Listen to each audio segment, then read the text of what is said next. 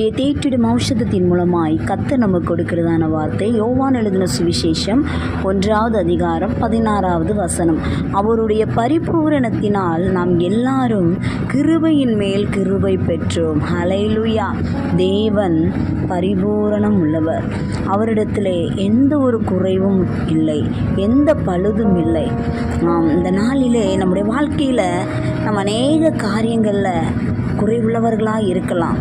எவ்வளவோ திறமைகள் நம்மிடத்தில் இருந்தும் சிலவைகளை நம்மால் செயல்படுத்த முடியாமல் நாம் அதிலே கஷ்டப்பட்டு உழண்டு கொண்டு இருக்கலாம்.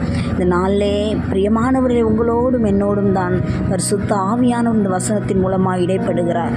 அப்படிப்பட்ட ஒரு பரிபூரணம், குறைவில்லாமல் எல்லாம் நிறைவாக்கப்பட்டதான் அந்த பரிபூரணம் உங்களுடைய வாழ்க்கையில் வரும் பொழுது நிச்சயமாய் அந்த உங்களால் செயல்பட முடியாத காரியங்களை கர்த்தரே உங்களுக்கு செயல்படுத்தி நிறைவேற்றி கொடுப்பார்.